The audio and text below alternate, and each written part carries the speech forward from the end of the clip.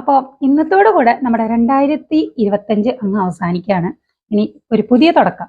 അപ്പം ഞാൻ ഈ ഒരു വർഷത്തെ എൻ്റെ ലാസ്റ്റ് ഒരു ഓൺ വോയിസ് വീഡിയോ ആയിരിക്കും ഇത്. ഞാനിപ്പോൾ കുറച്ച് നാളുകളായിട്ട് വീഡിയോസും കാര്യങ്ങളൊന്നും ഇടാറില്ല. സത്യം പറഞ്ഞു കഴിഞ്ഞാൽ എനിക്കിപ്പോൾ അതിനുള്ള ആ ഒരു അങ്ങനെ വീഡിയോസ് ഇടാനോ അങ്ങനെയുള്ളൊരു സന്തോഷമില്ല. സത്യത്തിൽ അതാണ് കേട്ടോ. അപ്പം എന്നെ അറിയുന്ന ആൾക്കാർക്ക് അറിയാം. എൻ്റെ ഇൻസ്റ്റാഗ്രാമിൻ്റെ ആണെങ്കിലും വാട്സപ്പിൻ്റെ ആണെങ്കിലും സ്റ്റാറ്റസ് ഒക്കെ ഇപ്പോൾ ഭയങ്കര സാഡ് ആയിട്ടുള്ള സ്റ്റാറ്റസുകളാണ് ഇടുന്നത് കേട്ടോ.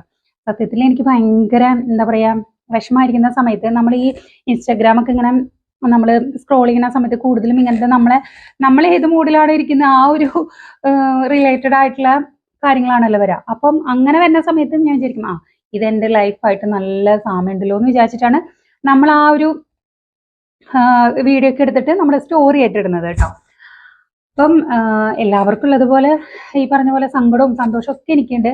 പക്ഷെ നമ്മൾ കൂടുതലും നമ്മുടെ സന്തോഷങ്ങളാണ് ഈ ഒരു സോഷ്യൽ മീഡിയയിൽ കൊണ്ടുവരാൻ ശ്രമിക്കാറ്.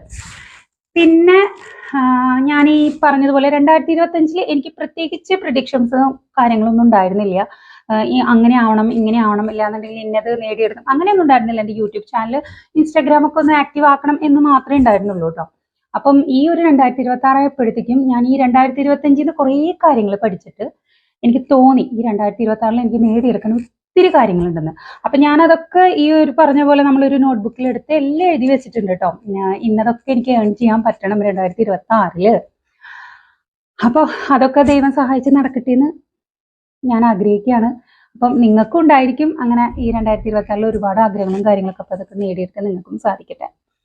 അപ്പം ഇനി അടുത്തൊരു വീഡിയോ 2026 ആയിട്ട് വരാം. അതുവരെയ്ക്കും